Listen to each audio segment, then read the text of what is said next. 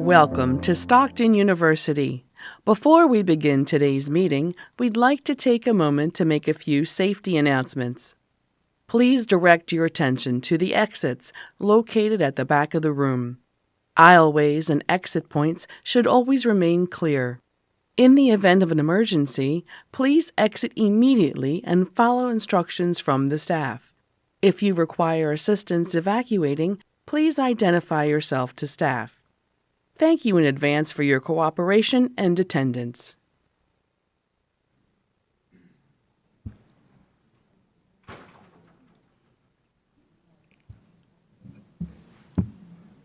Vice Chair.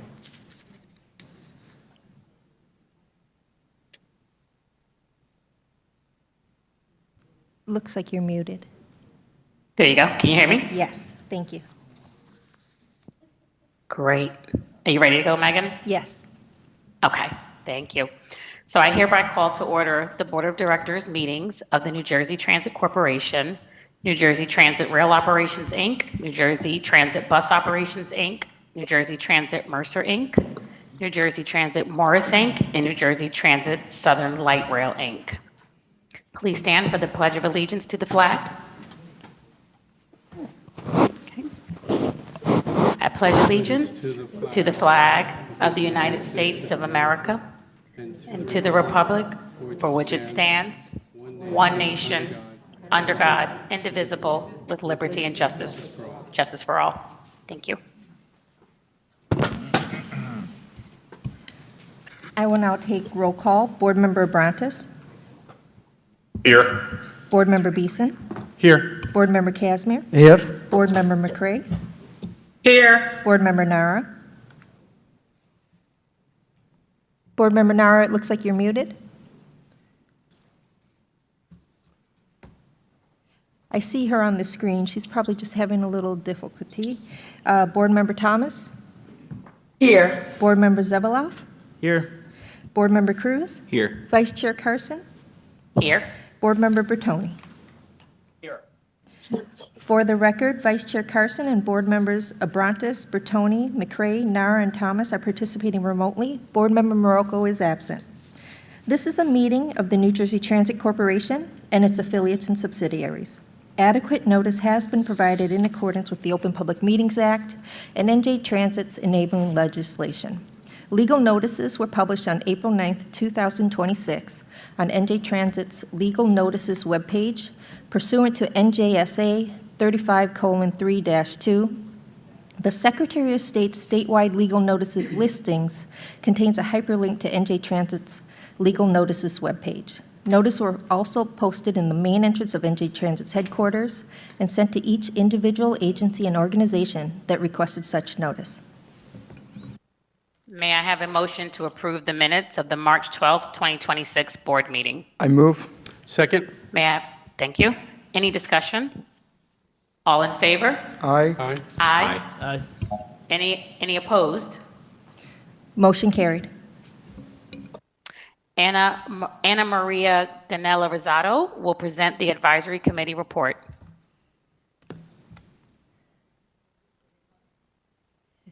Oops. Thank you. Good evening, board members and staff. Is it on? It's on? Oh, okay, thank you. Good evening, board members and staff. I have a very short meeting tonight.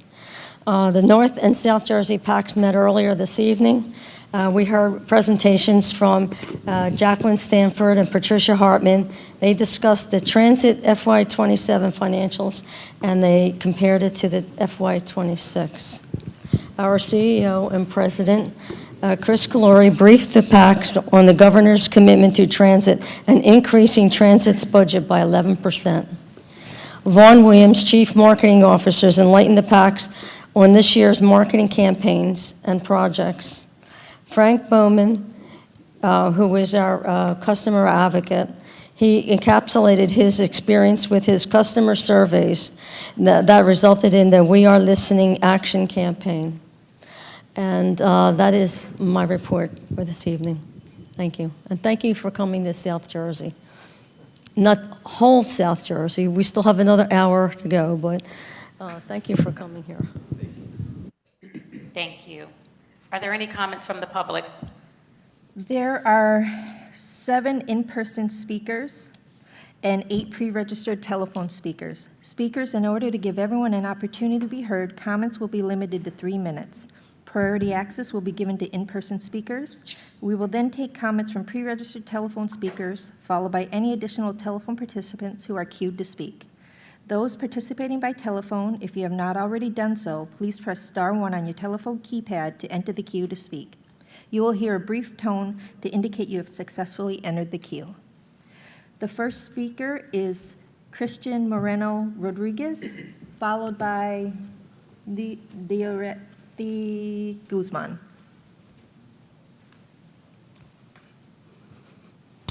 Hi, good evening. My name is Christian Moreno Rodriguez. I am the director of El Pueblo Unido of Atlantic City. We are an immigrant justice organization that serves and organizes thousands of Latino and immigrant community members all throughout Atlantic and Cape May County.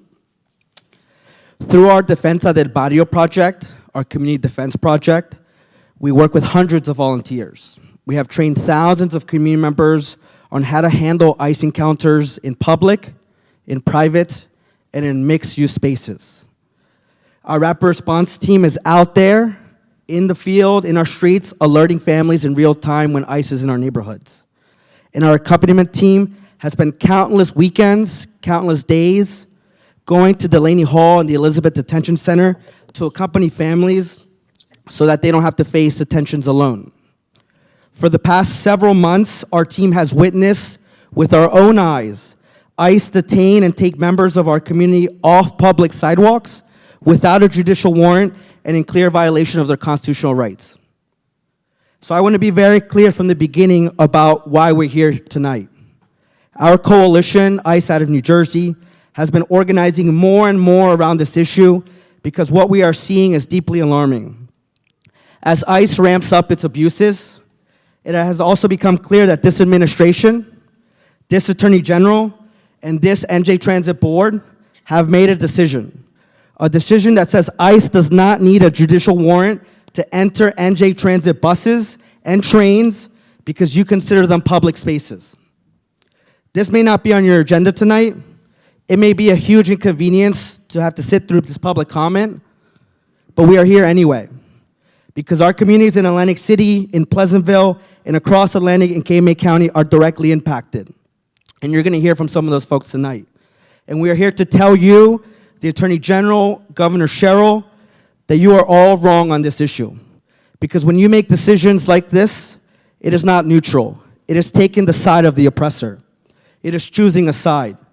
And it has real consequences for real working class people, for thousands of immigrants and working class residents who rely on NJ Transit every single day.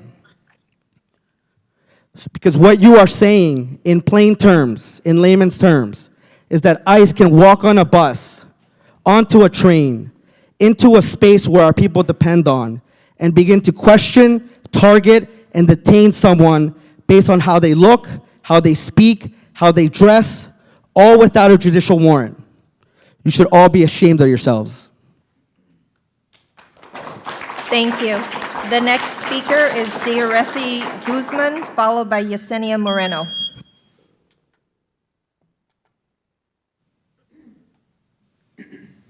Hi, everyone. I'm sorry, I'm a little short. My name is Dioreti Guzman, and I'm here to talk about the issue of ICE going into our bus terminals and our train stations without a warrant to just basically go in and arrest anybody. I am the oldest out of 4 children, and I am, born from immigrant parents, and I experienced a lot of the times where my mom would have to take us on the bus, and just seeing a lot of that on the news and seeing how mothers are ripped apart from their families and all that stuff, and the fact that they're going on public transportation and they're allowed to do that is kind of terrifying, and I can't fathom how a lot of immigrant folks have to feel about going onto these buses and not feeling safe. Like they're trying to get to work and they're not feeling safe. And I'm sorry, I'm like about to get a little emotional, but I can't stand for that. And I really wish that you guys would see and can like feel for us and understand how scary it is to be worried about your parents or your aunt or your cousins, you know? Like, I don't want anything to happen to my family. I don't want anything to happen to anybody else's family. And if you guys could just open your eyes and please see that, I would appreciate and love that. So thank you. Thank you so much. Thank you. The next speaker is Yesenia Moreno, followed by Alice Carcilli. Just a question. If she speaks Spanish, do you need a translator, or am I allowed to translate? You can translate. Hola, ¿qué tal? Muy buenas noches. Mi nombre es Yesenia Moreno. Hi, good afternoon. My name is Yesenia Moreno. Tengo más de 20 años trabajando en Margate, en Maynard's Café, y siempre uso el transporte público para ir del trabajo a mi casa. I have over 20 years working at Maynard's Cafe in Margate, and every single day I use public transportation to get there and back. Gracias a mi arduo trabajo, mi hija este año se gradúa de esta universidad porque soy madre soltera. Thanks to our God, I have a daughter graduating from Stockton University this semester because I'm a single mother. Y el impacto de esta mañana que yo checo las noticias y algo así, no sé si yo no entendí bien o algo de que la migra puede entrar a los buses. Yo uso un sensor porque soy diabética, entonces hasta me tuve que quitar el glucómetro porque estaba sonando que estaba muy low. Eso me tenía todo el día así de nervios, de verdad. El impacto es grande nada más de saber que mis hijos se pueden quedar solos y solo porque yo fui a trabajar. To summarize, she woke up this morning, saw the messages that we were organizing to come out tonight, that ICE can enter NJ Transit buses without a judicial warrant. And she began to feel severe anxiety. She has diabetes, she has a glucose monitor, she had to take it off because of how frantic and upset she was, and that's why she's here today. Así es que por favor yo les pido encarecidamente si ustedes pueden hacer algo para que la migra no entre a los buses, porque yo no puedo manejar porque se me baja mucho el azúcar. Sí tengo la licencia, pero me da miedo que vaya yo a tener un accidente, entonces por eso uso el transporte público. So please, I'm here to ask if you could do anything to make sure that ICE cannot board NJ Transit buses without a warrant. I cannot drive medically. I have low blood sugar. That's why I rely medically on public transportation. Pues eso es todo lo que yo les quería decir, que por favor tomen en cuenta la súplica de una madre trabajadora que no quiere dejar a sus hijos sola porque me da miedo que saliendo de mi casa me vaya a agarrar la migra solo por ir a trabajar y no estoy haciendo nada malo. So please, I'm asking you to understand the point of view of a single mother who has to leave her children for work every single day, but who's scared of being detained by ICE on the public sidewalk or on her way to work. Thank you. Thank you. Thank you. The next speaker is Alice Carcilli, followed by Faith Penrose. Good evening. My name is Alice Carcilli. I'm here speaking as a group leader of Indivisible Atlantic City Empathy United, an educator and a union member. Members of my community, the parents of my students, and my coworkers rely on New Jersey Transit every day. New Jersey Transit has a responsibility to protect its riders. By choosing to give ICE access to buses and trains without a judicial warrant, you are not living up to that responsibility. You are choosing to capitulate to the Trump regime and their aggressive approach to immigration enforcement. You are choosing to take the easy way out rather than uphold the laws and values of New Jersey. New Jersey Transit's policy undermines our state's newly signed immigrant trust legislation and causes our communities to live in fear going about their daily lives.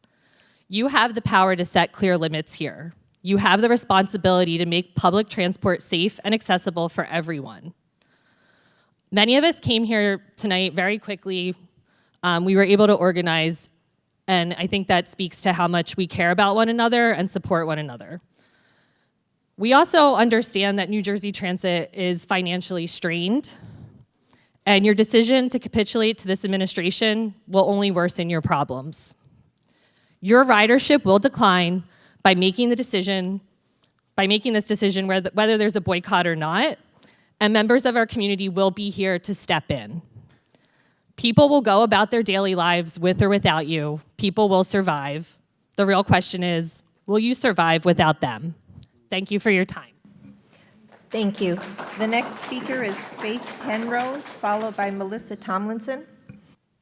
Good evening. My name is Faith Penrose. I'm from Galloway Township. I'm also a teacher, a local teacher. The presence of ICE agents creates an environment of fear and discourage immigrant communities from using public transportation, which is a public service that should be safe for all residents. Many of my students, parents, and families use NJ Transit buses and trains to go to work, school, and shop. ICE targets individuals based on skin color rather than specific substantial threats. Immigrants make this country and our community great. My public school is both state and federally funded, and it requires ICE agents to have a judicial order to come into any public school in New Jersey. So what is the difference with NJ Transit, which receives both federal and state funding as well? Public transit and public schools should be safe places, not places of fear and intimidation. NJ Transit buses and vehicles are private spaces as well, since you're required to purchase a ticket to enter. ICE operations such as removing people from buses, trains, and light rail also causes delays and disruptions to daily commuters. My two daughters work and live in Philadelphia, but come home often to South Jersey and take the NJ Transit AC line to Egg Harbor City to and from Philadelphia, which has not been consistent. The train cannot have any further delays than it already has. If the train is delayed, then they miss their connection in the Lindwall station for PATCO. New Jersey Transit should adopt stricter policies similar to those of private companies like Greyhound, which requires agents to present a warrant to enter their buses. I hope New Jersey adopts a clear policy like Greyhound and protects our immigrants. Thank you for your time and consideration on this matter. Thank you. The next speaker is Melissa Tomlinson, followed by David Gregory. Good evening. I'm Melissa Tomlinson. I'm also an educator. I'm a member of the executive board of NJEA, the state union. I'm coming to you with a little bit of a different lens on this issue of having ICE on our public transportation. The last statistic that I could find was from 2018 that states 760,000 students in our state relied on public transportation. So educators deal with secondhand trauma. So immediately I began to think about what happens when a student is on public transportation and ICE boards the bus to remove somebody who's on the bus and what that student experiences and sees, right? So I immediately, and I'm shaking just thinking about this because we're dealing with this as students are going to school and are even thinking about what happens if their parents are not home. So to have the thought that they may be on their way to school and this may happen as they're going to school just kind of sets me off to begin with. So to put them in that risk is kind of really troublesome to think that a body representative of our state is considering this and will allow this to happen.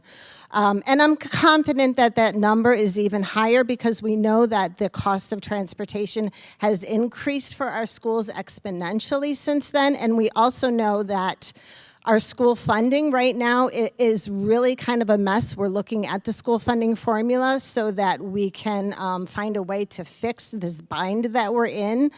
We're facing districts that are looking at the possibility of closing buildings in the future. We're looking at cutting teachers. We're looking at privatizing ESPs. Some of those extra costs are transportation. We're looking at increasing gas costs. We are going to need to rely on public transportation more and more. So we need to make sure that that is safe for our students and that is safe for our families.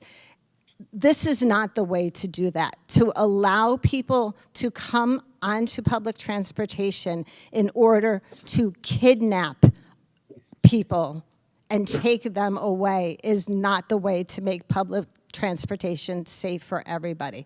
So I'm urging you not to allow this to happen to the people in our state. Thank you. Thank you. The next speaker is David Gregory, followed by Grace Speaker.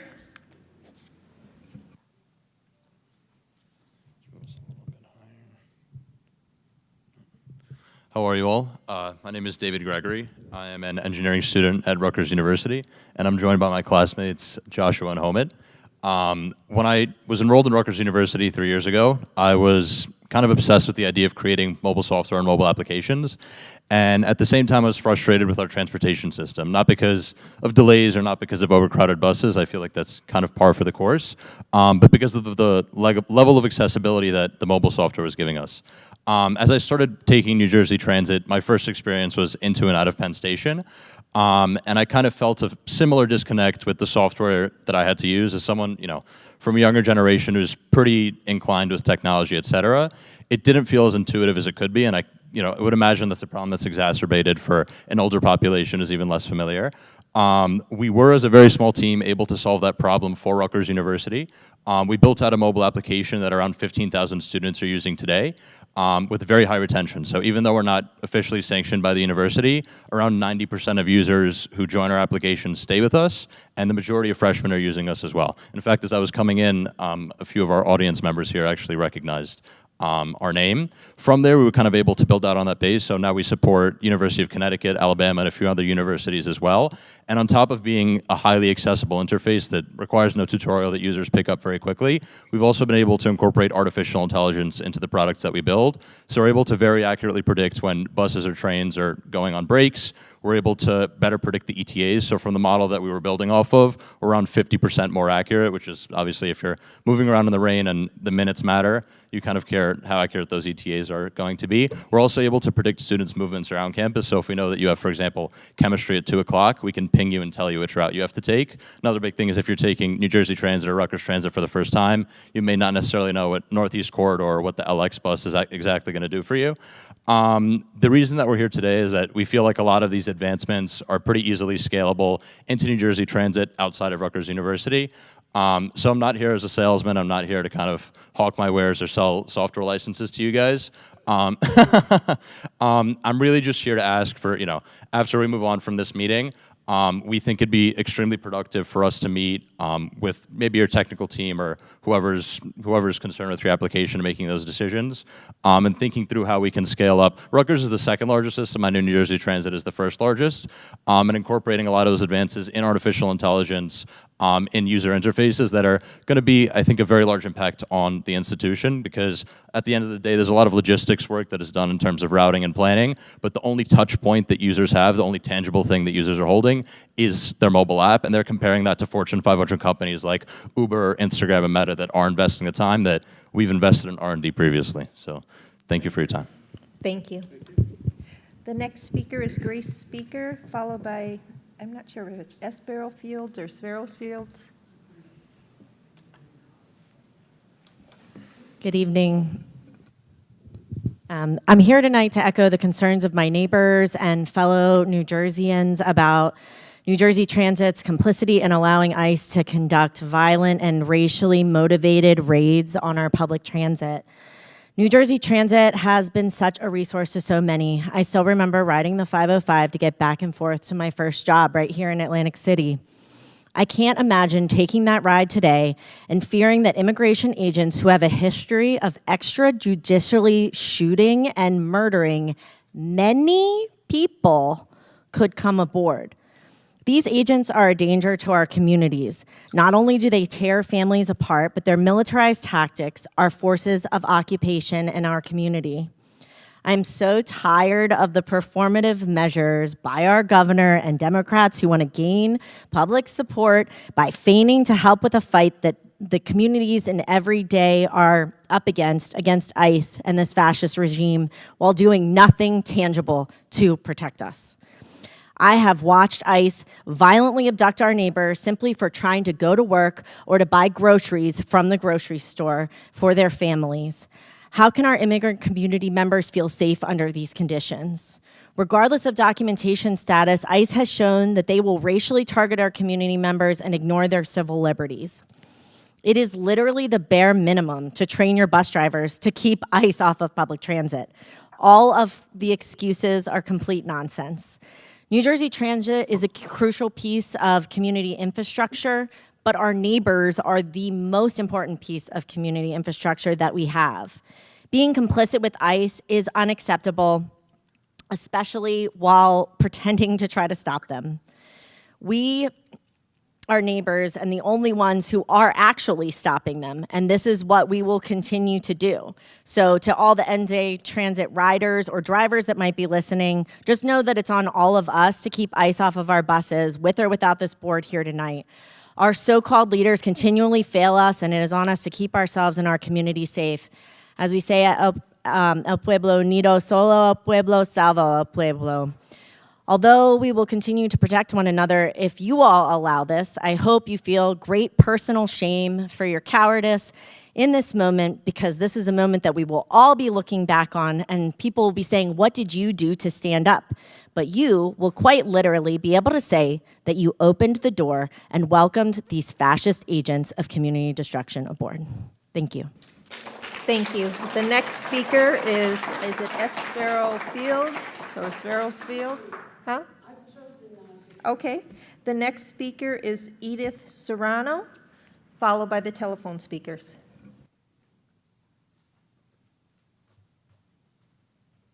Hello. Oh, I know I'm short. Thank you. My name's Edith Serrano. I've been privileged enough to not use your services for daily use, but out of pleasure. And today, I'm going to keep this really short and sweet, but New Jersey Transit's motto is the way to go. But for many riders, it's their only way to go. Subjecting them to immigration enforcement without judicial oversight in a space they have no alternative to me is personally careless and cruel. The average person who uses your services needs your protection, not your compliance. Thank you. Thank you. There are no more in-person speakers. Operator, please open the floor to public comments by telephone participants. Certainly. And as a reminder, if you have not already done so, please press *1 on your telephone keypad to enter the queue to speak. You will hear a brief tone to indicate you have successfully entered the queue. Each speaker will be given 3 minutes for their public comment. A warning will be provided with 1 minute remaining and again with 15 seconds remaining. Please hold a moment while we poll for public speakers. And there are 11 speakers in queue at this time. And the first public comment today is coming from Brenda Aiden. Brenda, your line is live and your time will begin now. Good evening. I'm speaking today because I am also outraged by New Jersey Transit's position that ICE can freely access trains and buses under the claim that they are public space. To be clear, NJ Transit is not a sidewalk. It is a pay-to-enter system. Riders must purchase tickets to access trains, platforms, and buses. These are controlled, fare-based environments. Calling them public to justify federal enforcement is a weak legal workaround that undermines rider rights. In February, many of us came before this board and spoke about this exact issue, me included. We were reassured that NJ Transit would follow the governor's executive order and take our concerns seriously, especially after hearing that this past winter, our community witnessed ICE follow a woman onto a bus and kidnap her. She was separated from her young children, but clearly your reassurances were false.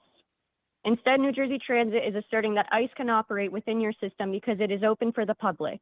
You should be ashamed of yourselves. From a legal standpoint, this raises serious concerns. The Fourth Amendment protects individuals from unreasonable search and seizures. Allowing warrantless or suspicionless enforcement in a fair controlled transit system creates exactly the kind of environment where those protections are weakened or ignored. This also invites racial profiling, selective enforcement, and violations of due process under the 14th Amendment. Riders should not have to prove their right to exist in a space they have already paid to enter. But beyond legality, this is about fear. You're turning daily commutes into spaces of anxiety. People are now boarding trains wondering not just whether they'll be delayed, but whether they'll be stopped, questioned, or detained. Every day, I see my community terrorized by ICE. Now I need to worry about that on my commute to work as well. I take NJ Transit bus to my job as a healthcare worker every day. And every day I am hypervigilant every time the bus stops, wondering if agents are boarding, wondering if a fellow passenger will be kidnapped or harmed in front of me. This is wrong. So what are we paying for? There is a clear alternative. Greyhound has taken a principled stance, and they do not consent to warrantless immigration enforcement on its buses. New Jersey Transit can and should implement the same policy. You have a responsibility to your riders and constituents to provide safe and reliable travel and protect our rights. Make it clear that NJ Transit will not be a platform for unchecked ICE operations. We deserve better. Thank you. Thank you. The next public comment is coming from Anupia Pamadimyakala. Anupia, your line is live and your time will begin now. Hi, good evening. I'm a resident of Weehawken who takes New Jersey Transit buses several times a week. I'm speaking today because I haven't felt safe on these buses for many months now. I travel to and from neighborhoods that are strongly affected by federal immigration enforcement.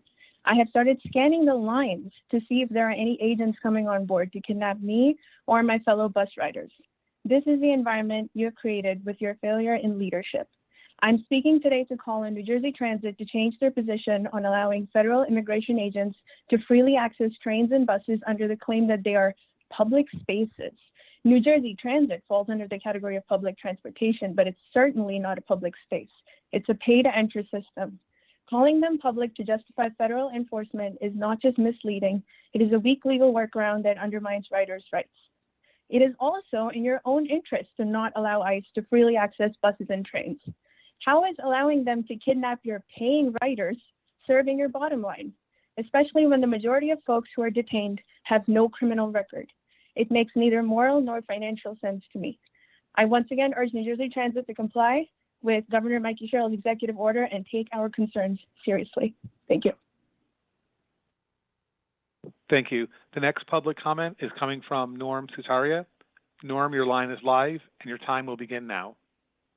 Excellent. Thank you so much. Can you hear me okay? Yes, you're coming through clearly. Thank you. Okay, yes. Great. Thank you so much. Thank you so much for everyone for joining us. We know and you know that ICE agents have no accountability whatsoever. The strong policies of New Jersey Transit are the backstop. Judicial warrants must be required. New Jersey Transit staff must be trained up. I say this as a public transit rider who uses bus, light rail, and heavy rail, and rides with hardworking, honest, polite, and kind immigrants, green card holders, and naturalized citizens from many countries. I say this, judicial warrants must be required. New Jersey Transit staff must be trained up.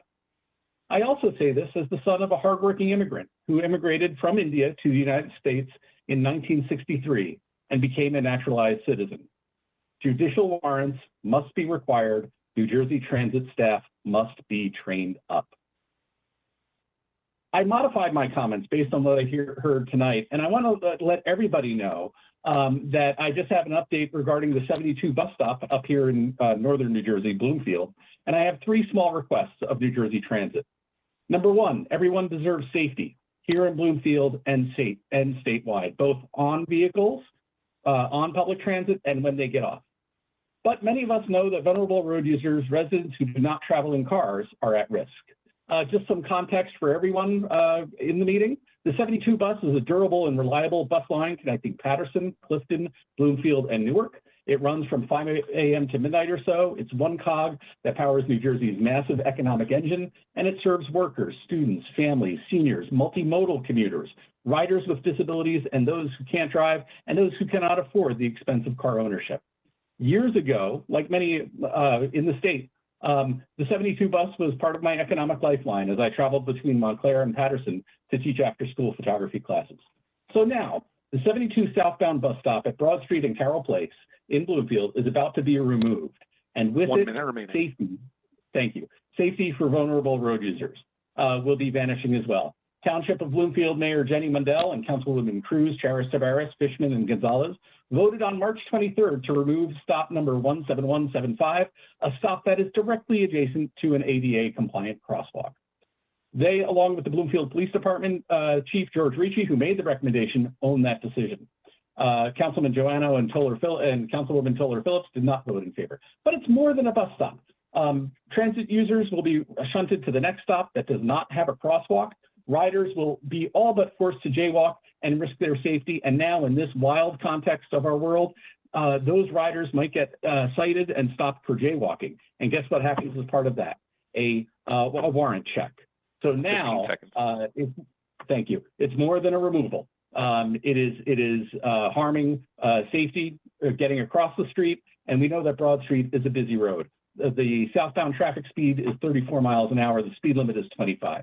89% of all drivers exceed the speed limit.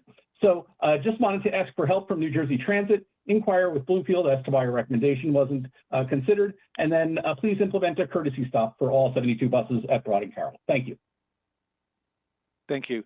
Your next public comment is coming from David Peter Allen. David Peter, your line is live and your time will begin now.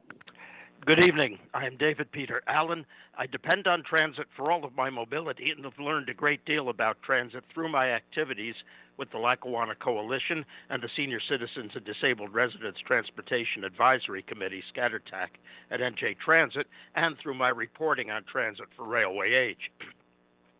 I am speaking personally only for myself, and the opinions I express do not necessarily reflect those of any other person or organization. It is appropriate for Governor Sherrill and NJ Transit to show interest in what riders say about issues such as cleanliness, accessibility, public safety, and their digital experience. However, any genuine concern for the rider's experience must extend beyond those topics to the mobility that the agency actually provides.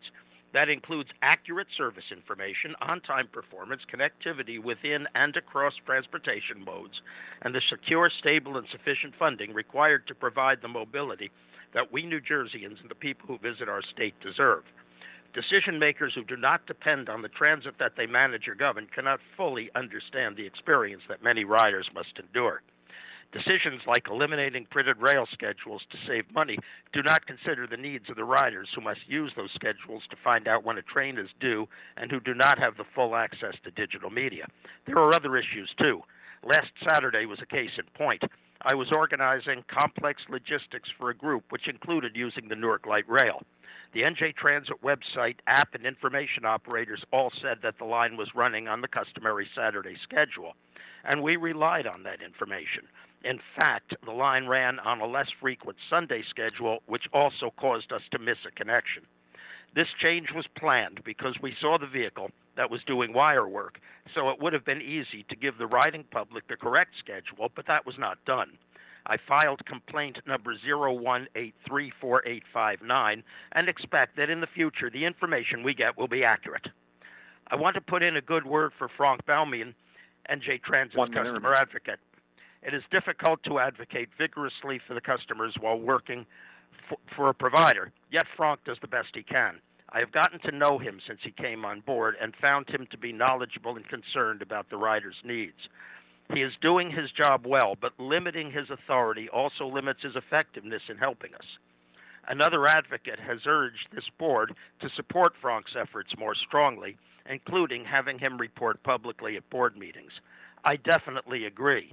The more the board and leadership level managers allow Frank to do in the interest of improving the rider's experience, the better transit we will have.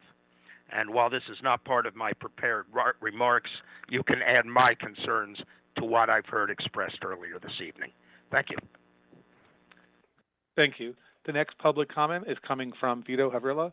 Vito, your line is live and your time will begin now. Hello, my name is Vito Havrilla. I am the Vice Chair and Legislative Director of the Lackawanna Coalition. I'll be giving the first part of our statement. Sally will be giving the second part. Action item 16, Annual Budget Proposal Transmittal. We have 4 improvement requests, 2 operational, 2 capital, which we addressed to the New Jersey Legislature at a Senate budget hearing last month. On the Montclair-Boonton line, hourly weekend service MSU to Hoboken. On the coastline, we asked for restoration of express weekend service. Penn Station, New York, to Bayhead, at least seasonally. We request your activation of the Lions passing siding on the Gladstone branch. We ask that the 2 missing sidings on the Pascagoula Valley line, Gulf between Oradell and Emerson, and Park, south of Park Ridge, be installed. Next, Montclair-Boonton weekend service. First, we ask that you allocate money for all of the of these service improvements. However, we want to emphasize the necessity for Montclair-Boonton weekend service as your Budget transmittal notes the increase in weekend rail ridership from 177% of 2019 levels. This is on page 22. As you all know, we have called for hourly weekend service MSU to Hoboken. In addition, NJT has put in infrastructure improvements on the Montclair-Boonton line north of Bay Street. NJT installed quad gates and concrete islands at grade crossings in order to ensure safety and to comply with FR regulation quiet zone through the town of Montclair. You spent this money if you have not followed through with train service north of Bay Street on the weekends.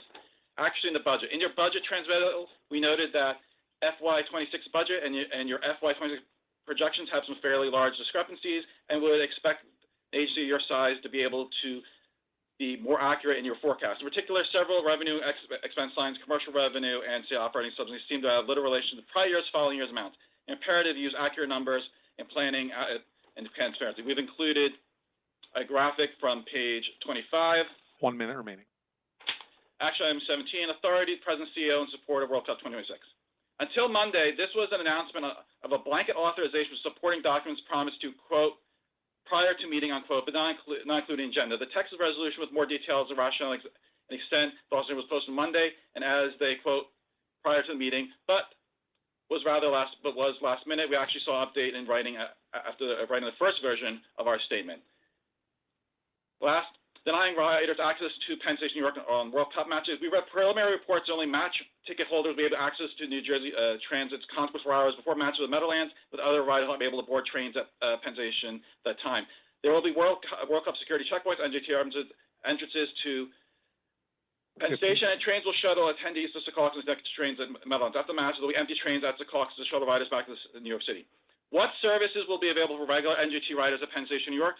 Well, if there will be none, then what will be the alternatives? What train service should we expect to be suspended at those times? Will there be discounts? Those don't really compensate for hours of lost time. Reportedly, plans will be announced this month. Please address our concerns sooner than later. Put the rumors to rest. Thank you. Your next public comment is coming from Sally Geller. Sally, your line is live and your time will begin now.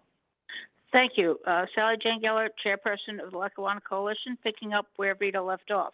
Some additional thoughts. Details of off-peak service costs are needed.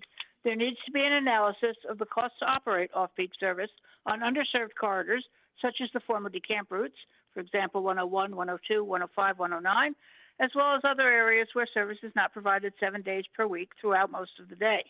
Delays and cancellations. Every week, riders of New Jersey Transit experience delays and cancellations that disrupt their daily lives. Although we understand that some of these issues stem from infrastructure managed by Amtrak, riders are the ones who bear the burden regardless of who is responsible. Apologies alone are no longer enough. New Jersey Transit riders deserve a clear strategic plan that outlines how these problems will be addressed and resolved. We need transparency, accountability, and concrete steps showing how New Jersey Transit is working with federal partners to deliver reliable service. Riders are not just asking for updates, they're asking for action. Furthermore, if there are already trains being canceled now, what will happen during the summertime if crews decide to mark off? Moreover, what will happen during the 5 weeks of the FIFA World Cup tournaments when there are cancellations? Finding alerts on the fly. A number of us, as David Allen mentioned, were in Newark this past Saturday afternoon and planned our schedule based on the trip planner and phone information. However, the Newark light rail was running on a Sunday schedule instead of Saturday, which we found out only when arriving at Newark Penn Station and found the sign there. That lack of advance information delayed those individuals joining the rest of the group by about half an hour, leaving others holding a restaurant table for them. Alerted to the issue, I called the New Jersey Transit customer support phone line to plan my trip home and was told that there was a 2:25 train from the Bloomfield Avenue light rail station. But that was a Saturday time, not a Sunday time, which would have been 2:35. That 10 minutes was not earth-shaking. In fact, we arrived in time for an earlier train. But the fact that the agent was not alerted to the substitution of a Sunday schedule is problematic. Upon discussion with other experienced train riders, we were told that such alerts are usually findable, buried in the website, if you know where to look. But they really need to be more prominent on that site, not simply expecting riders to rely on a sign on the platform upon arrival.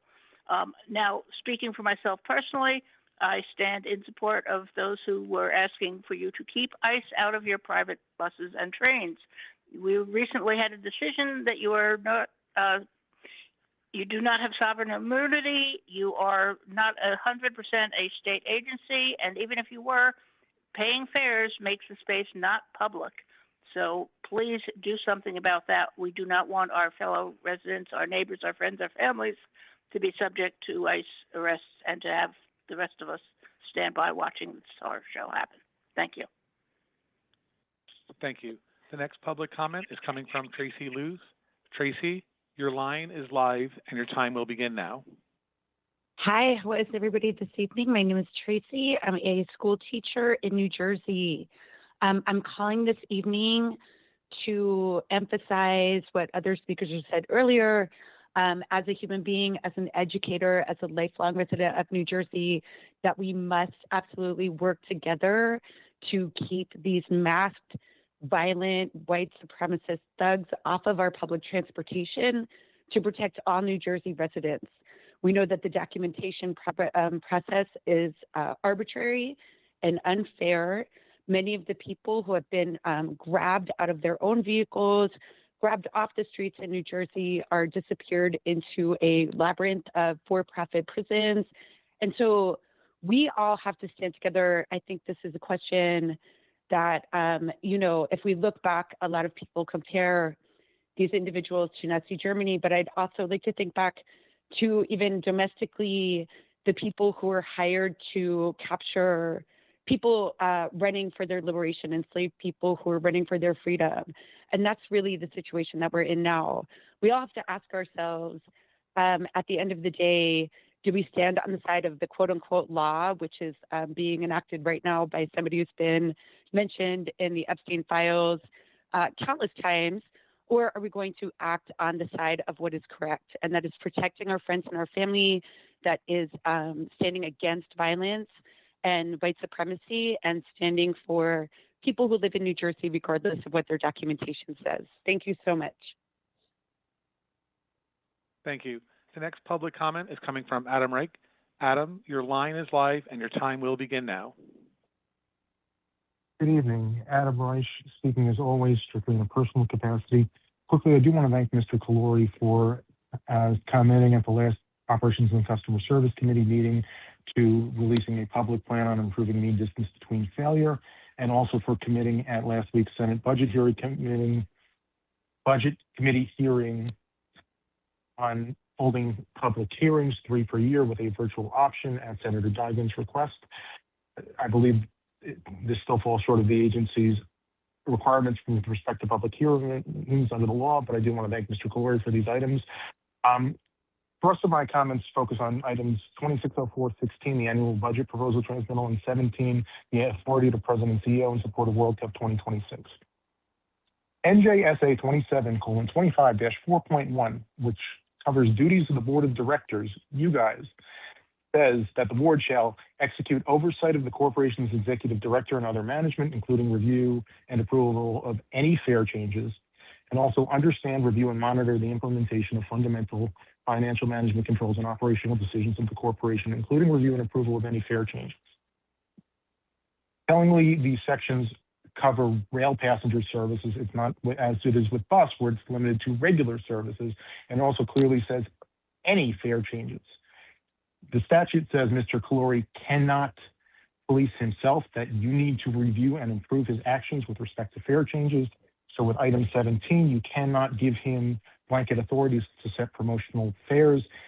What you have to do is make sure that he is coming to you at a subsequent meeting with a plan for your approval, whether that's a regular meeting or a special meeting. It is clear under the statute that you have to review and approve the plan. You cannot give him a blank check, and nor should you, where the issue seems to be one of squandering the planning time. Beyond that, there's NJSA 27:25-8D2, which says before implementing any fare increase for any motor bus regular route or rail passenger services, a public hearing shall be held. New Jersey Transit has not held in this fiscal year the 10 public hearings it's required to before it implements the automatic fare increases it's talking about in item 16. Board, if you care about the ridership and honestly care about what we have to say and our share of Governor Sherrill's commitment to improving the ridership experience, you need to hear from riders before you implement the fare increase. fare increase on July 1st. That is what the law requires. That is clearly what is right from the standpoint of riders here. Riders, make yourself heard on this issue with a petition at change.org/NJTransit26. Board, we're paying our fares. Please follow the law. Please hold public hearings before the automatic fare increase, and you're also required to do this before the Meadowlands fare increase, because that's any fare increase on a rail passenger service. Again, change.org/NJTransit26. Thank you. Thank you. The next public comment is coming from Nick Giglia. Nick, your line is live, and your time will begin now. Good evening. Before I start my statement, I would like to first stand with those who believe that ICE should not be permitted to enter New Jersey transit vehicles or property without a judicial warrant in accordance with the law. I am Nick Giglia. I am the founder and chair of Root, Restore Our Transit Metrics. We are a nonprofit advocacy group in favor of expanded service, enhanced rider experience, and equitable access. We recently spoke at the Senate Budget Committee to reiterate our desire for hourly weekend service on the Montclair-Boonton line running between Hoboken and MSU.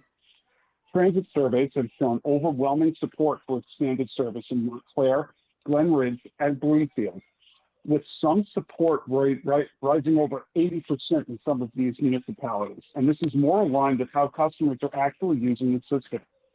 According to your own statistics, weekend demand has exceeded 2019 ridership statistics, even as weekday demand is lagged behind. Bus ridership is at 103% of 2019 numbers, and rail ridership is at 107%.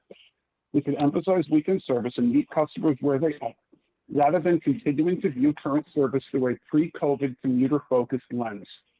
Hourly weekend train service at MSU would represent less than 0.25% of the projected budget for next year, while making meaningful progress to resolve the transit desert for over 150,000 residents.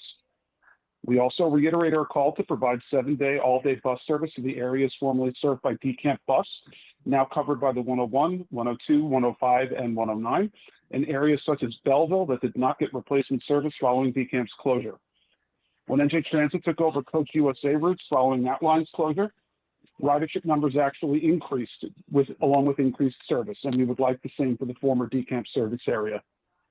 Transit resiliency is sorely needed for areas like Essex County, especially for the planned service disruptions around the World Cup when Penn Station is planned to be inaccessible on game days. In addition, we would like the agency to be transparent about whether service changes have occurred since the Portal North cutover.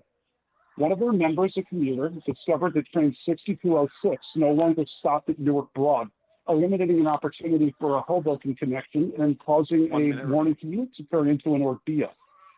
Any change in a previously scheduled train stops should be clearly communicated to riders in advance, especially when riders have come to rely on the service as previously scheduled.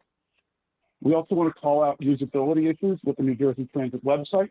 Relatives recently ended up in Millburn when trying to take a weekend train from Penn Station to Montclair because the site did not clearly identify a transfer was needed unless we clicked on the train, an extra step not every rider will take. In addition, Trip Planner has not successfully shown the time transfers available for weekend Montclair-Boonton line riders who wish to go to Penn Station. This would be fixed. We believe fare tables should be reintroduced and printed in publicly visible train schedules because the lack of this information creates a single point of failure for the NJ Transit app, which might be unavailable, and creates unnecessary confusion and accessibility issue for some riders. We appreciate your partnership on the surveys, and we look forward to hopefully hearing more about service expansions in the upcoming budget. Thank you. Thank you. The next public comment is coming from Andy Weiss. Andy, your line is live and your time will begin now. Good evening. I would like to thank Governor Sherrill for the executive order number 16 to clean the buses, trains, and stations and to fix the awful real-time bus arrival technology at NJ Transit. Thank you, Governor Sherrill, and all of the legislators who helped get this executive order signed. Over the last 4 days, I have some good news. I have seen some clean NJ Transit Navy buses on the road in Hudson County for the first time in like 20 years. Clean, like white, clean. The outside, I'm in shock. The outside of it was great to see. It's really, this wouldn't have happened if this happened because of Governor Sherrill. Thank you, Governor, and let's keep the momentum going. I've also seen pictures of filthy NJ Transit buses, by the way, on social media, and more work needs to be done. But this is a sign of progress. I've never seen white buses like this, especially the Navy bus. I've never seen it. I watched a recent segment on News 12 New Jersey about the solar-powered real-time bus arrival information screens installed at several bus stops. This is part of the pilot project for real-time bus information screens installed at bus stops. News 12 New Jersey mentioned that the NJ Transit real-time bus information screen installed at a bus stop was showing erroneous time that was wrong by 12 hours. It was showing PM hours instead of AM hours. How does this happen on this critical project? How does this happen? Also, when News 12 pressed a button on the device at the bus stop, they cannot understand the audio. Again, how does this happen on this critical project? How? The NJ Transit head of innovation, Luna Catbear, was mentioned in the article, and she needs to explain why this happened and why is NJ Transit using cheap equipment like this? It looks cheap. Luna Catbear, you purchased garbage equipment for this critical real-time bus project, and we need a new vendor, and you need to replace the equipment. I would like to ask the governor's representative, Aaron Cruz, on the board to tell Governor Sherrill about this failure that was televised recently on News 12 New Jersey. The segment on News 12 New Jersey aired April 6th, and the segment is called New AI-Powered NJ Transit Signs Tell Riders When the Bus is Coming. I am asking CEO Chris Calori and the customer advocate to correct this important pilot project and get it back on track. We need better equipment, better vendor. This is just unacceptable. You always purchase the worst equipment, and NJ Transit riders suffer from your decision. You buy cheap equipment. You buy cheap equipment so you can get to use the savings to pay for your raises. That's what you do. You buy cheap stuff to pay for your raises, and we have to pay. We have to suffer for it. Thank you. Thank you. The next public comment is coming from Charleston D'Souza. Charleston, your line is live and your time will begin now. Okay, thank you so much. Good evening, board members, New Jersey Transit board members. My name is Charleston D'Souza. I'm the president of Passengers United. We're a 501c3 nonprofit. First of all, I want to thank you guys for coming to New Jersey, Atlantic City. I hope you'll visit the Atlantic City bus terminal and see how bad the conditions are there. The restroom in the Atlantic City bus terminal, please check it out, the men's restroom. The sink is broken. The faucets are loose. You'll have to go there and fix that. And we need more 319 bus service overnight from Atlantic City to New York on Friday, Saturday, and Sunday because of the overflow crowds going to the casino. Now, I agree with Adam Rich. There needs to be public hearings for the fare increase that is taking place. And also, there should really be a public hearing on the plan to raise tickets for the World Cup. Because, Uber is the sponsor of the World Cup. And I don't think that's fair to NJ, like people coming to visit NJ Transit, that they have to pay $100. That's crazy for a trip that costs like $12.75. That's not fair. So that should be looked into. We want more people on mass transit, not in for-hire vehicles. So the price should be cheaper. Also, I agree with the previous speakers who made concerns about clean buses. The buses need to be cleaned thoroughly. Same thing with the trains and also the restrooms. A lot of times the restrooms don't work. They're clogged up. The restrooms are closed on the Northeast Corridor trains. That has to be fixed, and that should be made better. Also with the train delays. So last month I asked Chris Calori about the delays on NJ Transit and the cancellations because of crew availability.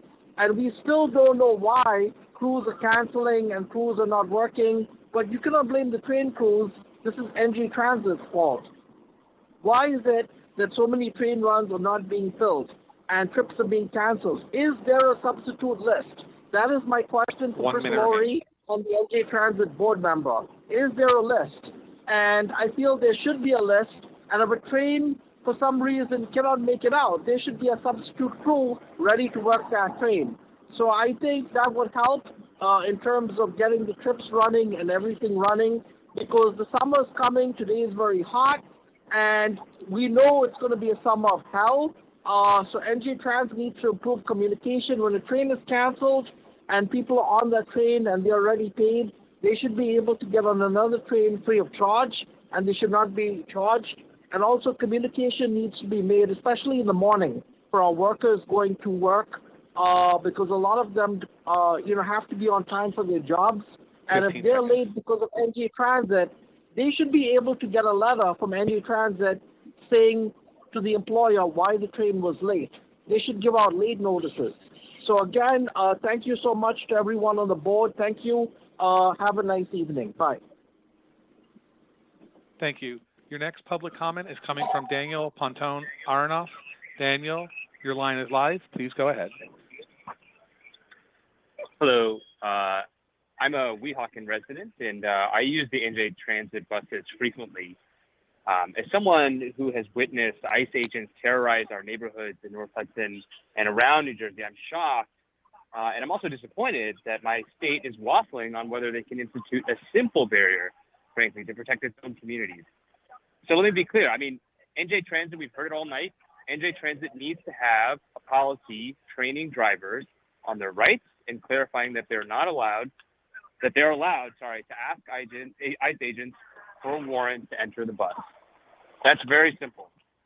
We've been told that NJ Transit serves the public, so let's be clear about that. This is a matter of public safety. Requiring a warrant for armed men entering a bus looking to kidnap our neighbors because of the language they speak or the color of their skin is the bare minimum. And from what I hear, y'all haven't even done that. So I know good and well that as NJ Transit is a pay-to-ride service, a bus driver wouldn't let someone on the bus without paying. I know also that they wouldn't let someone on the bus with a gun to walk around the bus looking to terrorize people. So if NJ Transit is in fact here to serve the public, be consistent. Train the drivers to know their rights. Train them to ask armed agents like ICE for a warrant before entering the bus. It's simple. Thank you. Thank you. The next public comment is coming from Maya Ponton Aronoff. Maya, your line is live and your time will begin now. Hi there. I'm calling in as a resident of Weehawken, who lives very near the kidnapping of a woman off of an NJ Transit bus in West New York from this winter, and also near an attempted kidnapping off an NJ Transit bus in Palisades Park. But that day, ICE did not successfully take a member of our community, and the reason was because the bus driver exercised their rights, demanded a judicial warrant, closed the bus doors, and ICE did not have a judicial warrant and gave up and left, whereas the driver in West New York perhaps was not aware of their rights and allowed ICE onto the bus where they took someone. So all this is to say that I don't want the responsibility for these very scary moments and situations to be on individual drivers. I want to see NJ Transit and New Jersey taking a stand to empower drivers to protect themselves and protect the riders as they do for us every single day in all weather, having our backs as the people who allow us to get around. I know the Attorney General has opined that Mikey Sherrill's executive order banning ICE from state property without a judicial warrant doesn't apply to NJ Transit buses and rails because those are, quote, public spaces. I don't understand where the Attorney General is coming from on this because it is a pay-to-ride system. That's how come Greyhound, a national private bus company, banned ICE from their buses and said, you need to present a judicial warrant to be allowed on the bus because it's not a public space where anybody can just wander onto the transit without express permission to be there. I have to have a ticket. ICE has to have a judicial warrant. There's no difference between that functionally and a public school, for example, where you need to sign in and get permission to enter the building. And the executive order is very clear that you need a judicial warrant if you're ICE to enter any public government building like that. So I need NJ Transit, I need the governor, and I need the Attorney General to really take a look at why this interpretation of the executive order was put out and realize that it doesn't make any sense legally, logically, common sense, and instead that there should be an explicit policy that on paid transit, ICE needs a judicial warrant to enter this private space, which it is, and all drivers should be trained and empowered in how to do that and what the protocol is to close the doors when ICE is attempting to enter a bus. And we know this has literally saved lives when bus drivers have taken upon themselves individually to try and protect their riders and to protect their community. It seems very obviously within the bounds of the law, and I would appreciate it if NJ Transit, the Attorney General, and Mike Sherrill would take a stand on this. Honestly, I'm just a little confused. I'm honestly extremely confused by this interpretation of the executive order, and I don't think it holds up in any way, shape, or form. So thank you for hearing us out, and I hope to see a change in policy. Thank you. The next public comment is coming from Bianca Delecchio. Bianca, your line is live and your time will begin now. Okay, thank you. Can you hear me? Yes, your audio is coming Hello? through clearly. Yes, we can hear you. Okay, good. Hi, my name is Bianca. I speak as a case manager for disabled adults, a user of NJ Transit, a resident of Gloucester County, and I'm also the daughter of a Colombian immigrant. I'm speaking in regards to about ICE being allowed on NJ Transit. As others have said, this is a pay-to-use service, not a public space. This decision you are making, it's a spineless one. It's unfair. It's cruel. It leads to further terrorization of not just the immigrant population, but of anyone ICE chooses to target that day based on skin color and their language that they speak. On your About Us page on NJ Transit, you say that you provide safe and reliable transportation. If you're really going to let ICE onto a bus, you have to knock those two words off because it won't be safe. It won't be reliable. As someone who helps families of disabled people, they're always going to doctor appointments. They rely on public transportation to go to Social Security. By letting ICE go on a bus, you're essentially aiding and abetting ICE in their intimidation tactics, and you're keeping the most vulnerable from getting the care they need because a lot of people rely on public transportation. Immigrants are New Jersey citizens. They're a community. They're our neighbors too. You are failing New Jersey. You're failing New Jersey citizens by letting ICE on a bus. At the very least, train your bus drivers to keep ICE off of public transportation, teach them their rights, teach them the rights of their neighbors and their other New Jersey residents. That's all I have to say. Thank you. Thank you. The next public comment is coming from Vincenzo Badia. Vincenzo, your line is live and your time will begin now. Evening, everybody. Really appreciate the time to make comments from our neighbors, our fellow riders, and longtime commuters like myself. As a resident born and raised in right here in North Bergen, New Jersey, and has lived throughout Hudson County and for the past 15 years and riding New Jersey Transit, it's one of the most disturbing New Jersey things that I've had to deal with, to know that because those local jitney buses are not air conditioned, they're not maintained, they're disgusting, and they're way more private than we want them to be. New Jersey Transit is that reliable, safe, air-conditioned, heated, clean, friendly drivers who say hello to you on your commute and you get to know them. It's really, really disturbing to know that, that option paid with or subsidized with our tax dollars, that y'all refuse to call out the Attorney General on their petty understanding of the executive order. I think we all know that any pay-to-enter business that serves the public, like Greyhound, like a retail store, like a restaurant, would need proper judicial documentation for ICE to enter. I don't understand why this has been interpreted this way, and it just doesn't make sense. We have a judicial system to protect all parties involved, and why are we bending the rules now? We can hide behind the Attorney General's interpretation, and we can hide behind quote-unquote public transit all we want, but when a public servicer begins to turn its back on its main revenue, all of us, the riders, neighbors, drivers, that depend on a functioning transit system for a job, for travel, for business, for leisure, again, subsidized with our hard-earned money. 1 minute remaining. It won't be too long before your pockets are affected, before your drivers begin quitting en masse, and before the community starts walking away from New Jersey Transit as an entity completely. Good luck, and remember why you're here. There was probably a whole nursing and doctor team that took the same quote unquote public transit to work that day and help deliver you. Shame on you. Thank you. Thank you. And there are no further participants in queue to make a public comment.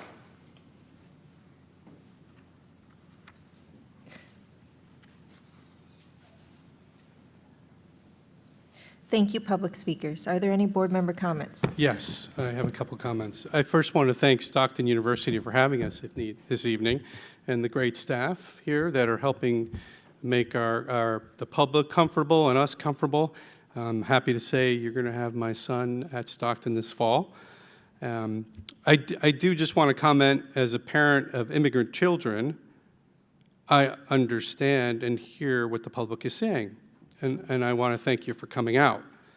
I do also want to take this time to thank our employees for doing the great work that they do and apologize on behalf of the board for recent attacks on our employees, physical attacks that are unacceptable.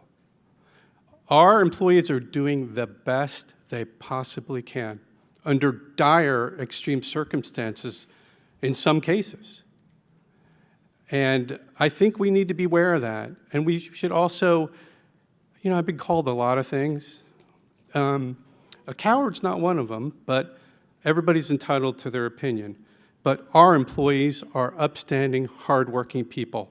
And I commend them and our police department, every single person on the line. And they should never be subjected to attacks, whether they're physical or verbal or whatever they are. It's unacceptable. So I wanted to make that point. On some more positive things, I had the pleasure of meeting Joshua, a paratransit driver out of Sayreville, New Jersey, who really takes pride in his job and is very happy with the new program where people can order a car. He said it's made seniors' lives a lot easier because sometimes if he was driving them, he'd have to take them there too early and they'd have to wait. And he always made sure that the doors were open before he let them out of their bus. So thank you, Joshua. And the last thing I wanted to highlight is kind of a personal one. Officer Paul DeGeorge of the New Jersey Transit was really a powerful article about how he had a heart issue several months ago, and he felt like there was an elephant on his chest. And I think this is important. He's doing well now, thank you. And I think it's important people talk about health issues, and I really want to commend Officer DeGeorge for being public about it. A lot of times we ignore things that are going on, and I was a victim of that myself. I also had a heart attack. So thank you, Officer DeGeorge. We're glad you're back. And really thank you, Stockton and the public, for coming out today. Thank you. Thank you. Are there any additional board member comments? Okay. Megan? Yes. So I'm gonna work backwards. I just to the gentleman who called about the Bloomfield bus stop being removed. I think President Clory addressed this before, and I just wanted to make it clear. And I don't think that the gentleman who called got it wrong, but I just wanted to make it clear to the rest of the public that decisions about bus stops are local municipal decisions, and certainly we heard about this at, I think, the last meeting regarding the ADA crosswalk now no longer being useful since the bus stop's been removed. And I know staff was looking into it, and so I don't know if there's any alternatives that we can create on the existing stops or anything else to make that area safer. But I just wanted to mention that it did come to the board's attention, and I know staff was looking into some things. And I know a couple people, Vito Havrilla and et al. Were talked about, and David Peter Allen had first raised it, what went on with the trip planner app. And I guess I would just ask Frank, our public advocate, to take a look at that, because as someone who is not tech savvy, I couldn't even imagine trying to navigate it and then having it not be accurate. So I just would ask staff to look into that too.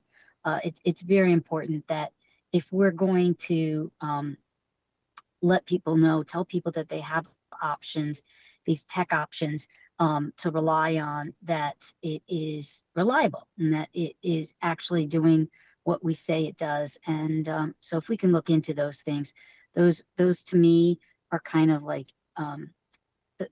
those are unforced errors. And I don't, I'm sure if the staff becomes aware that they can look for the solutions to make those systems work better. And finally, in regards to a lot of the callers talking about the ICE policy, I am one of those people who does disagree with the AG's policy. It is the AG's opinion that was released. I will tell people that I think that we have to break it down between the areas that are ticketed areas on the buses and on the trains versus the other areas, because anyone can walk into a New Jersey Transit bus station or the train station. They can stay there for pretty much as long as they like while it's open, as long as they are not creating any kind of disturbance that would get Chief Trusillo's team involved. So those are two separate issues. If there's room for us to be able to talk about this some more, certainly I know that there are several people who would like to discuss it, because I too find it very disturbing to have the thought of armed members of this, and I agree that they're a paramilitary organization now, boarding the actual trains and buses. So having said that, I will just ask for, if on any of the particular subjects, I know usually President Kalori gets individual answers for some of these things, and I'm not at the meeting, so I can't see if he's there. And if I've stepped on his toes where he starts addressing some of the individual issues like the bus 72, I apologize. And the last thing is, I want to echo Board Member Beeson's comments regarding our incredible staff and employees who are working in sometimes very stressful conditions, which are only going to be exacerbated by FIFA and the demands being made on everyone out in the field and back in the offices, trying to deal with everything that is required of getting ready for this extraordinary endeavor. So I appreciate everybody's efforts, and I thank the callers, the ones who showed up in person and the ones who called remotely for their comments. Thank you. Thank you. Are there any additional board member comments? Okay. I have a comment. Board Member Thomas? Yes. Okay. Yeah. Am I on? Wait a minute. Yes. I just want to say, you know what? There is a lot of concerns here. And I just want to say that some of the asks are, I have a little more compassion for our frontline brothers and sisters out there. They take on a lot. They take on an extreme a lot, things you just don't know. And some of these asks are just really, really just unreasonable. They go out there, they have families too. They go out there and work, and they want to come home too to their families. But they take a lot of abuse out there. And sometimes people just don't see the bigger picture. So I'm just saying that I have some compassion, and I'm asking people to have compassion on our frontline brothers, the bus drivers, the conductors, those people. There's training, all that kind of stuff. But let the legislative, let's talk to them and see how they can come in here. But to go and try to come after our frontline workers, it's just not fair. Thank you. Thank you. Any additional board member comments? Okay. Thank you, Megan. Chris will present the President and CEO's monthly report. Thank you, Vice Chair. First of all, thank you, board member. All cowards. Every single one of you that tonight that failed to respond to all of us. We spent our time away from our families to talk to our people. Mr. Rodriguez, you had your say, and if you won't give me a chance to respond, then you should leave. That is not decent decorum.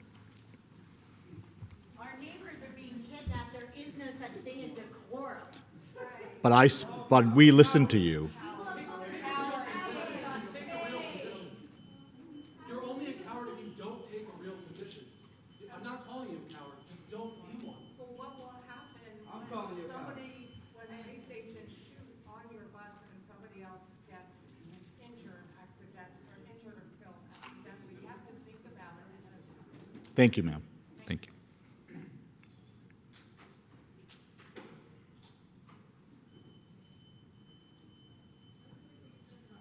Thank you. Inconvenience.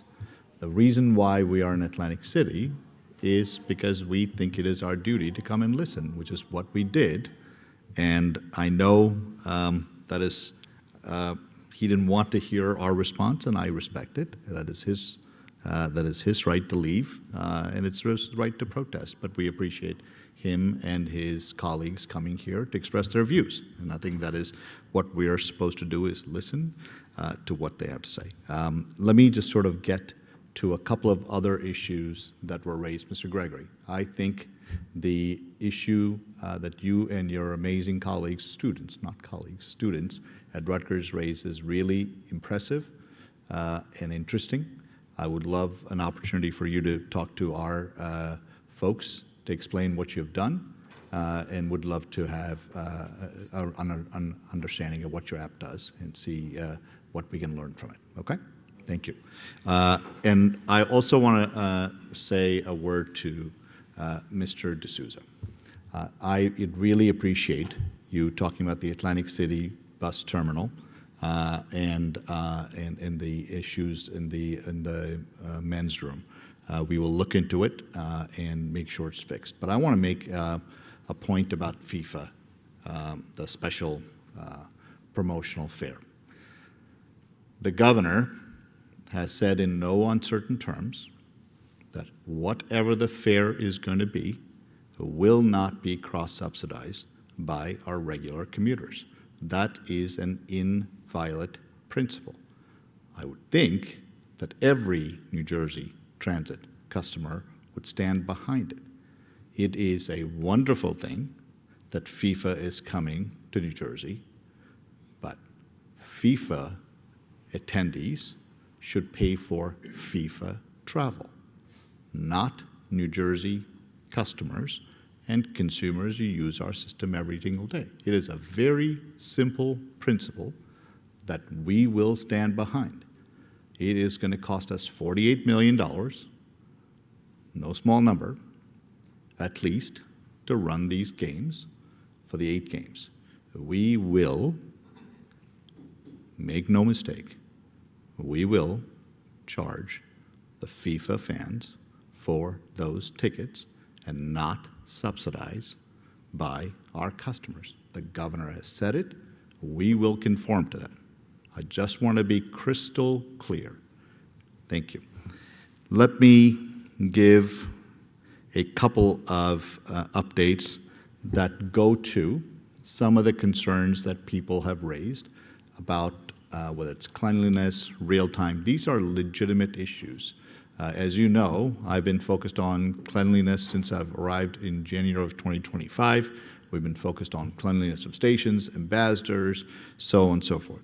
The governor, with her executive order, has codified some of these requirements, and we are working on the app. And Mr. Gregory, that's why I said I want to talk to you and your friends and to see what you're thinking about, to see how we can incorporate some of those ideas.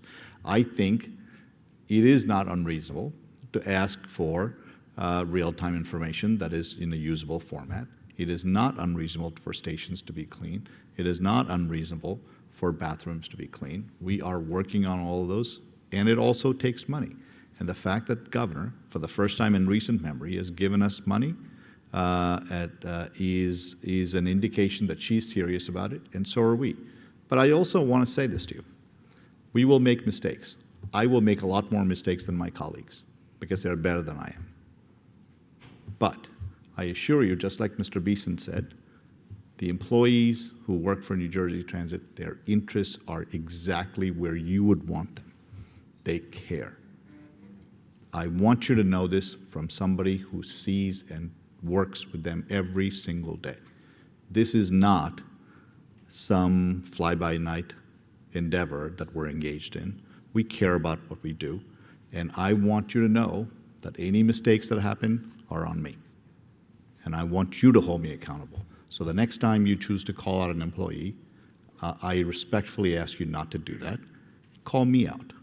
That is my job, not my colleagues. The governor and I, we talk about equipment issues. We talk about challenges with equipment. I am so pleased. You wanted to know what progress looks like? It's been 47 years since New Jersey Transit has been around. It's the first time in 47 years that New Jersey Transit, with the governor's help, is endeavoring to modernize the entire fleet, not just one rail car or one bus. We're going to modernize the entire fleet by buying 1,400 buses, by buying 347 multi-level cars.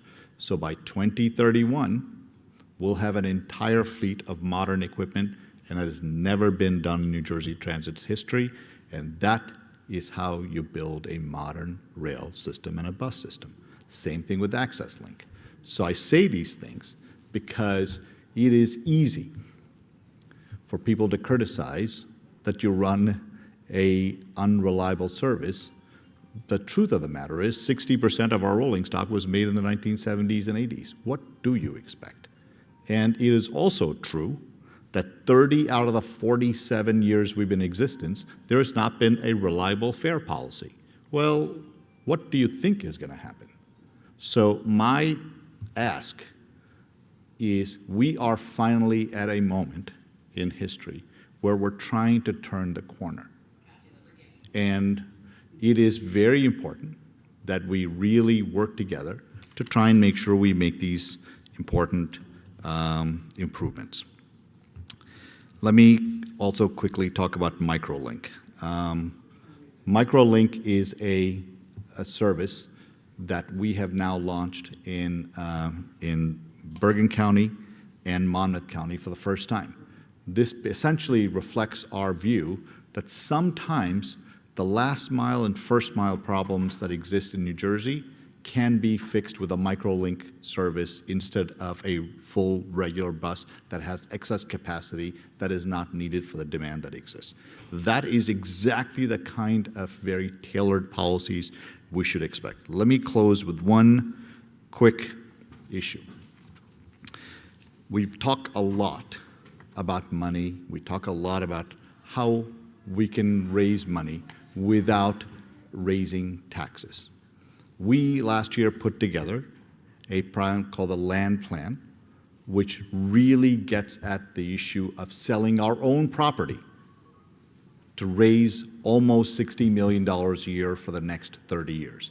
That is real money that we can raise without having to raise taxes. So we hope that we can work with the legislature and implement some of these policies through legislation so we can begin to bring money into the system so we can make the exact kind of improvements that all our customers have asked for. With that, Madam Vice Chair, I'll turn back the podium. Thank you. Thank you. Thank you, Chris. Board Member Cruz will present the Operations and Customer Service Committee report. Thank you, Vice Chair. The Operations and Customer Service Committee received an update on trends, analysis, and actions for rail, bus, light rail, and Access Link. We also received an update from the Customer Advocate and an update on the cost of service. That concludes my report. Thank you. Okay, and Board Member Cruz will also present the Administration Committee report. The Administration Committee received a financial update. This included a summary of operating results compared to previous year's comparable period in FY26 budget, 12-month farebox revenue compared to budget, and major balance sheet items. Additional information was provided as part of the agenda materials, including the cost of service key performance indicators, 12-month farebox recovery, history of vacancies, attrition in hires, ridership and revenue, and a monthly budget to actual comparison for February 2026. The committee also received updates from Human Resources and Equal Employment Opportunity and Affirmative Action. That concludes my report. Thank you. Thank you. Board Member Nara will present the Safety Committee report. I think you may be on mute. Apologies, Vice Chair. Yes, the Safety Committee received a comprehensive update on key safety performance indicators, KSPIs, for rail, light rail, bus, Access Link, construction, safety, and accident investigators, comparing full year 2025 performance to 2024. Agency safety management highlighted continued efforts to strengthen safety culture through targeted initiatives focused on injury reduction, operational oversight, and proactive risk management across all modes.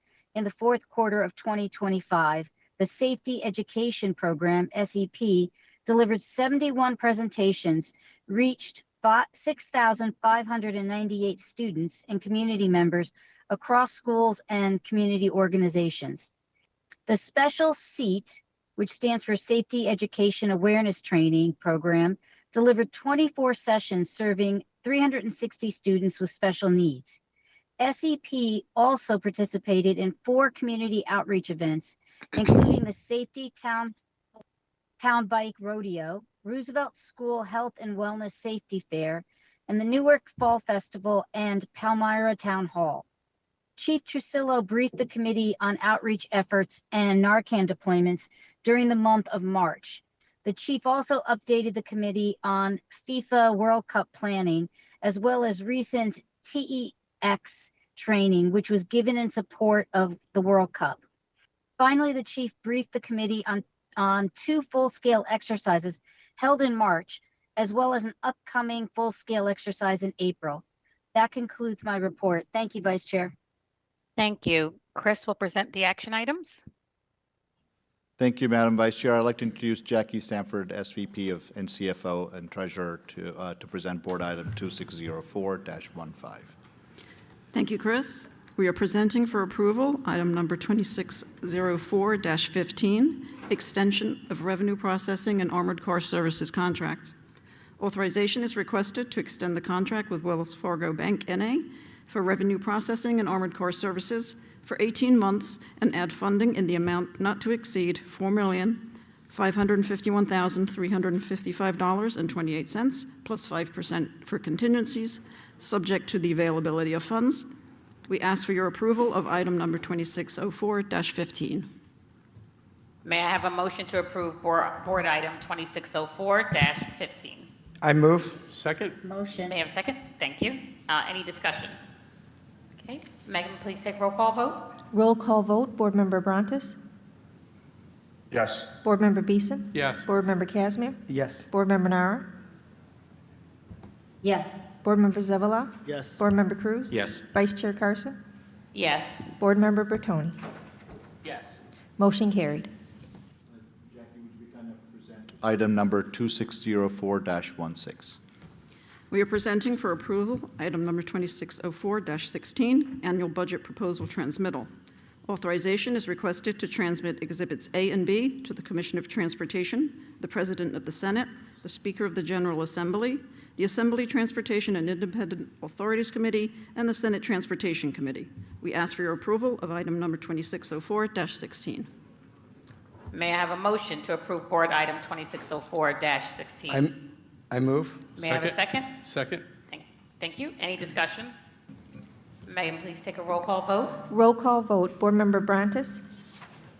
Yes. Board Member Beeson? Yes. Board Member Casimir? Yes. Board Member Nara? Yes. Board Member Zavala? Yes. Board Member Cruz? Yes.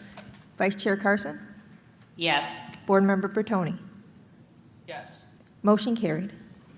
I'd like to ask Justin Davis, EVP of Government and Regulatory Affairs, to present item number 2604-17. Thank you very much, Chris. We're presenting for approval item 2604-17, authority to President and CEO in support of the World Cup 2026. Authorization is requested for the President, CEO, and/or his designee after consultation with the chairperson and pursuant to the authority delegated to him by the bylaws and the board to take actions to support New Jersey Transit's transportation services for the World Cup 2026 events. This authority expires at the conclusion of World Cup 2026 events. We ask for your approval of item 2604-17. May I have a motion to approve board item 2604-17? I move. I'll May I have a second. second? I'll second, and I have a comment to make. Chair? Yep, discussion, any discussion, please? On Friday, New Jersey Transit, along with partner entities, including the host committee of New York and New Jersey, I emphasize New Jersey, will announce the transportation mobility plan for the 2026 FIFA World Cup. As part of that plan, NJ Transit will also be unveiling a special FIFA ticket to provide rail service for fans going to and from the matches. This resolution, consistent with the bylaws and authority of NJ Transit enabling statute, allows for the CEO to determine and set ticket prices to cover any and all costs that New Jersey Transit will incur to facilitate the movement of over 40,000 fans for each of the 8 matches. This resolution also gives the CEO authority to confirm with the governor's mandate of not charging regular commuters of our system, NJ Transit, to cover the costs of the FIFA-related operations. Thank you. Thank you. Is there any further discussion? Okay, Megan, please take roll call. Roll call vote. Board Member Brontes? Yes. Board Member Beeson? Yes. Board Member Casimir? Yes. Board Member Nara? Yes. Board Member Zevaloff? Yes. Board Member Cruz? Yes. Vice Chair Carson? Yes. Board Member Bertoni? Yes. Motion carried. For the record, Board Members McCray and Thomas are recused from items 2604-18 and 2604-19 and will not comment on the items. Okay. May I have a motion to approve the consent calendar? I move. I'll May I have a second? Second. Thank you. Any discussion? Okay, Megan, please take a roll call vote. Roll call vote. Board Member Brontes? Yes. Board Member Beeson? Yes. Board Member Casimir? Yes. Board Member Nara? Yes. Board Member Zevaloff? Yes. Board Member Cruz? Yes. Vice Chair Carson? Yes. Board Member Bertoni? Yes. Motion carried. Thank you, Megan. Before we adjourn to executive session, I want to let the public know we will return to adjourn the meeting, but no further business will be conducted. May I have a motion to enter into executive session to discuss personnel matters, contract negotiations, the status of pending and anticipated litigation, and matters falling within the attorney-client privilege, including but not limited to the sale of property near 510 Pacific Avenue, Jersey City, to Jersey City Municipal Utilities Authority for a stormwater pump station and the personal injury claim of Kareem Harris. May I have a motion to enter into executive session? I move. Second. Thank you. May I have a second? Thank you. Any discussion? Megan, please take a roll call vote. Roll call vote. Board Member Brontes? Yes. Board Member Beeson? Yes. Board Member Casimir? Yes. Board Member Nara? Yes. Board Member Zevaloff? Yes. Board Member Cruz? Yes. Vice Chair Carson? Yes. Board Member Bertoni? Yes. Motion carried. Thank you.